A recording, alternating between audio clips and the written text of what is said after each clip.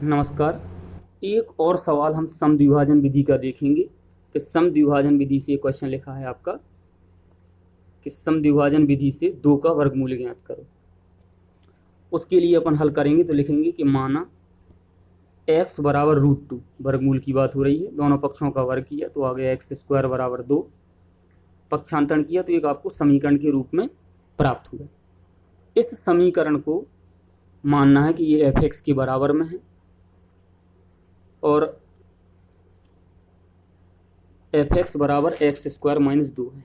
ठीक है, हमारा बताने का मतलब इसलिए था क्योंकि अगर ये इन सवालों में प्लस माइनस और कैलकुलेशन अच्छी रही तो आपको समीकरण को हल करने की 5 विधियाँ और 6 विधियाँ तक होती हैं, जिनमें से प्रमुख हैं आपकी एक तो समद्विभाजन हो गई, मिथ्या आभासी विधि, रेगुला फाल्सी, न्यूटन रेप्सन और छेदक एक सीकेंट सी को बोलते हैं और ग्रेफी। इन सब विधियों में दिक्कत नहीं होगी। ठीक है, और हालांकि अपन को 2 का वर्गमूल एक पता भी है कि 1.41, तो अपन को एक अप्रोक्सीमेशन के कहाँ तक चलना है, क्योंकि कई बार सवालों में बिना अप्रोक्सीमेशन के रहता है। तो आपने पिछली बार की तरह जैसे हमने वीडियो में बताया था कि आपको अपने आप से इस फलन में कुछ मान रखने हैं। तो जैसे अपन ने शुरुआत की 0 से, जैसे 0 रखा तो आपने देखा कि 0 रखने में x² - 2 में माइनस का 2 आता है, यानी नेगेटिव आया। इसी तरीके से अपन क्या रखेंगे, 1 रखेंगे। 1 रखने में आप देख रहे हैं -1 आया, यानी इसका मान भी नेगेटिव आया, यानी इसका मतलब हुआ कि जो पीछे का नेगेटिव आया था उससे कोई मतलब नहीं है 0 वाले से। इसी तरीके से ऐसे आप 2 रख के भी देखते हैं। हालांकि हमें एक पता है कि 2 का मान, जो √2 का मान 1.41 होता है, तो लगभग आंसर 1.51 के अंदर अंदर आ जाएगा। तो अपन ने 1.5 रखा, उसमें देखा कि हमारा मूल कैसा आ रहा है, हल करने में धनात्मक चिन्ह आ रहा है। तो इसका मतलब ये हुआ कि पुराना जो मूल था 0 वो हट जाएगा, क्योंकि 0 और 1 लगातार ऋण ऋण के थे, तो पीछे के अगर चिन्ह एक जैसे हैं तो पीछे के मूल हटते जाते हैं। तो अपना जो मूल होगा यानी रूट वो 1 और 1.5 होगा। अब बात आई फर्स्ट अप्रोक्सीमेशन यानी प्रथम सन्निकटन। तो फॉर्मूला जैसे कि हमने पहले बता ही चुके हैं कि इसका फॉर्मूला होता है कि जो रूट हैं उनको दोनों को जोड़ दो और 2 का भाग कर दो। जब 2 का भाग करेंगे तो आंसर आएगा 1.25। 1.25 के बाद अब ये मूल जो आपका 1.25 है ये तो रहना ही रहना है, पीछे के जो मूल हैं 1 और 1.5 में चला जाएगा कोई ना कोई एक। 1.5 तो अगले मूल में आएगा, लेकिन पीछे के जो मूल अपने निकल के आए 1 और 1.5 उनमें से एक जाएगा। अब इसको चेक करने के लिए अपन ने फलन उठाया और फलन में 1.25 रखा। आपको कैलकुलेटर से रख के देखना है, लंबी कैलकुलेशन थी थोड़ी सी और वीडियो लंबा खिंचता, तो इसलिए हमने सीधा आपको सिंबल बता दिया कि आप हल करके देखोगे तो आपका नेगेटिव आएगा, उसका कोई फ़र्क भी नहीं पड़ने वाला। तो आप देखेंगे कि नेगेटिव आया इसका आंसर, तो इसका मतलब हुआ कि 1.25 नेगेटिव मूल के साथ नहीं पॉजिटिव मूल के साथ रहेगा। तो आपने देखा था कि 1 का जो साइन है वो ऋणात्मक आया था और 1.5 का साइन धनात्मक आया था, इसलिए अब ये 1.25 है जो आपका ये वाला मूल, ये 1.5 के साथ चलेगा। तो अपन लिखेंगे कि अतः जो मूल हैं जो हमारे रूट हैं वो 1.25 और 1.5 होंगे।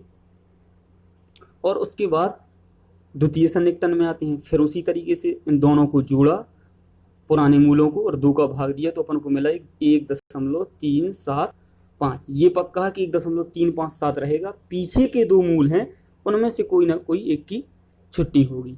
तो आपने बस वही करना है कि रख के देखना है कि किसके साथ चलेगा। तो जैसे f(1.375) कैलकुलेटर से रख के और हल करोगे तो आप देखोगे कि उसका जो आंसर आ रहा है वो कैसा आ रहा है, ऋणात्मक। ऋणात्मक होने की वजह से ये जो मूल है ये धनात्मक के साथ जाएगा। तो आपने देखा था कि पुराने मूलों में से 1.25 ऋणात्मक है और 1.5 धनात्मक है, इसलिए 1.375 1.5 के साथ रहेगा। तो अपन लिख देंगे कि मूल 1.375 1.5 के मध्य में होगा। इसी प्रकार से अपन तृतीय पुनरावृत्ति निकालेंगे। तो x3 बराबर इन दोनों को जोड़ना है और 2 का भाग देना है। भाग देने से अपना एक नया मूल प्राप्त हुआ 1.4375। अब ये मूल आपका रहेगा ही रहेगा, लेकिन ये किसके साथ रहेगा इसको चेक करने के लिए फिर आप पुनः उसी फलन में रख के देखेंगे, किसमें x² - 2 में x की जगह। तो आप देखेंगे कि अभी तक ऋणात्मक आ रहे थे, इस बार क्या आया, धनात्मक। धनात्मक आया तो पुराने जो ये मूल 2 थे, अब इनमें से एक मूल चला जाएगा जो धनात्मक होगा। तो आपने देखा था कि 1.5 पहले ही इधर ऑलरेडी से वो धनात्मक है, लेकिन 1.35 का ये आंसर जो आया था वो कैसा आया था, ऋणात्मक। तो ऋणात्मक वाला मूल आगे चला जाएगा, यानी मूल 1.375 और जो अब नया मूल निकला था 1.4375 ये होगा। इसी प्रकार से चौथा सन्निकटन प्राप्त करते हैं। तो x4 बराबर पुराने मानों को जोड़ के 2 का भाग करना है, और 2 का भाग करने के बाद देखेंगे कि आंसर आ रहा है 1.406।